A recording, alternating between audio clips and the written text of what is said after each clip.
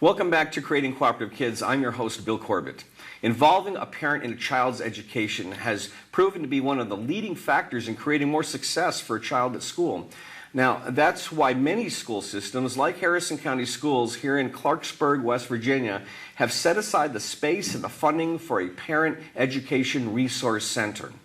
Pamela Hotsinpiller is the education coordinator at the Harrison County Parent Education Resource Center. She served as the chairperson of the Special Education Department at Bridgeport High School and holds a master's degree with 35 years of teaching experience. Melody Waybright is the parent coordinator at the center and has completed undergraduate work from Fairmont State College and West Virginia University. She is the parent of a special needs child and is the past president of the Harrison County Advisory Council for the Education of Exceptional Children.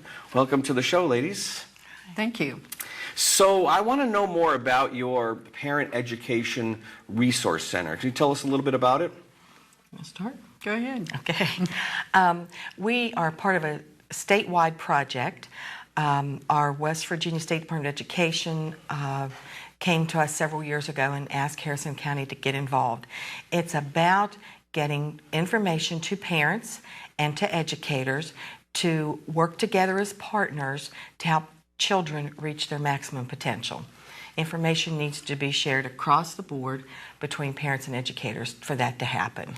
That's so important because it's such a partnership there, and I think some adults don't understand the importance of the partnership, not only from an educational perspective, from a discipline perspective. If schools or teachers are doing the same kind of things that parents are doing, what researchers have found, that children are more likely to get down to what they have to do if it's being done or they're being raised in similar ways. Same with education. Now, you have an interesting role, Melody, because you're the parent rep, right? Yes, I'm a parent of a young lady who has a disability. And so for all of her years of her life, I have helped others better understand how they can work together. I have learned, and we collaborate. That appears to be our middle name, is collaborating with agencies and sharing information so that everybody is on the same page. And it's like a puzzle or like playing a game that doesn't have any directions. You have to find your way around. But with help and with the Parent Educator Resource Center, there's a one-stop shop you can call. And if we don't have the information, we can get it and hook you up with the right person that can help you. Now, do you actually have an office, like a drop-in place where people can stop in during day hours to get what they're looking for? Yes, we do. We do have an office, and it's located on the second floor of used to be a former middle school. And that is where we have our workshops and the different social skills and support group meetings that we help to facilitate. And that's where our lending library is. And we have tables, we have information everywhere for parents, and that's where the brains start, and then we fan out to the schools and to the community and go where the parents are. What do you think is stopping, or what do you think is keeping your place from being cram-packed busy? What stops parents from seeking you out? Is it that they don't know about it, or they do know about it but don't feel comfortable? What have you found? Well, I think that just personally, it's a time factor. Everybody is so busy. They have their kids involved in every kind of sport and every kind of activity. Evening times, because usually both parents work, you barely have time to get them into their activity, plus get dinner, get baths, get homework, and get to bed. So another meeting is not always the answer. So we have worked together to get information home through the schools. We have done newsletters that are mailed directly to the home. We have also go where the parents are, just like the family's activity that's coming up on Saturday. They will have parents are going to be at the mall buying stuff for school to start. So that's where we're going to be set up.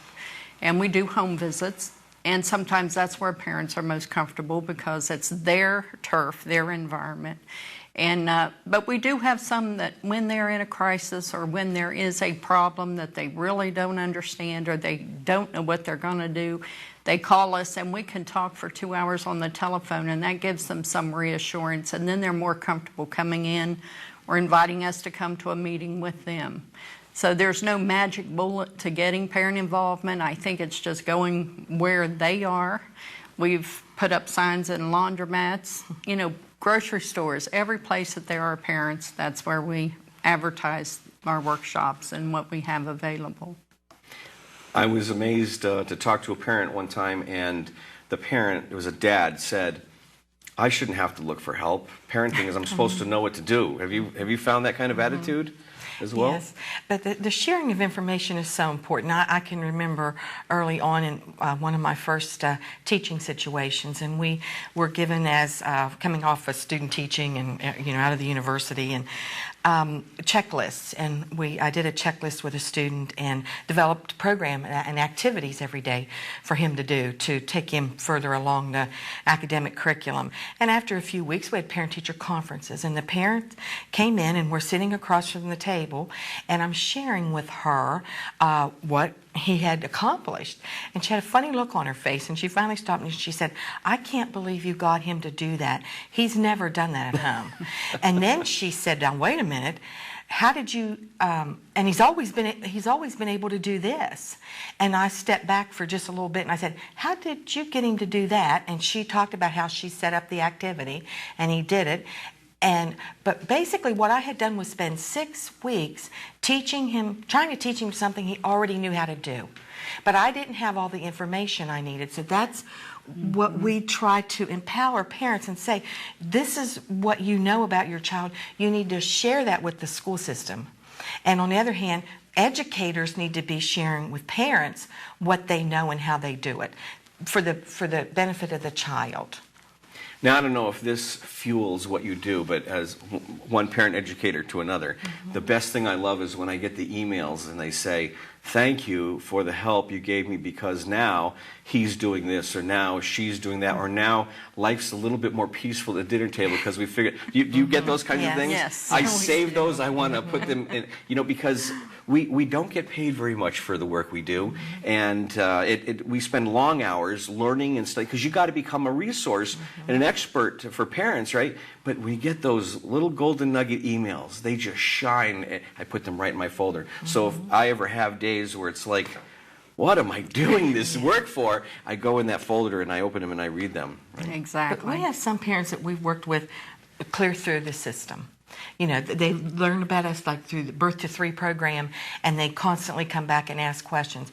We had a parent not very long ago, her son's senior year, said, where have you been the other 12 years? And we really don't know how to answer that. We've been doing what we've been doing, and we're there especially when a parent is in a crisis situation. Somebody finally gives them our number, and we can help them out and help them through the system.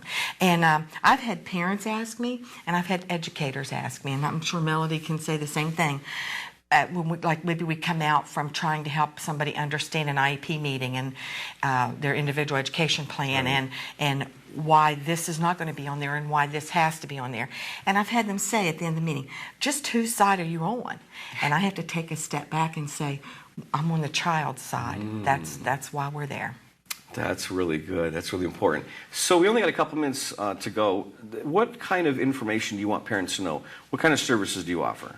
I mean, with behavior issues, right? Or guidance on that, educational issues. What other things? Understanding and knowing how to communicate with your child's school, and knowing how to access and who to access for resources that are readily available, and collaborate with those. That's how I started out when my daughter was young and started school. If it wasn't for a parent taking me under her wing and helping me, I wouldn't have known where to go other than charge, this is what I want done.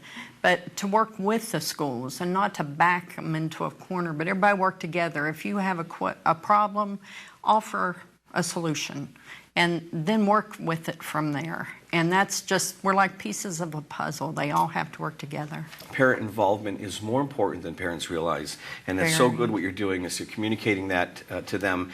You don't just wait for the school bus to pick up your kid and hope for the best. Right. You've got to get involved, and that's what's going to help their children in the end. Thank you so much for what you do, and thanks for coming out for the show today. Thank you.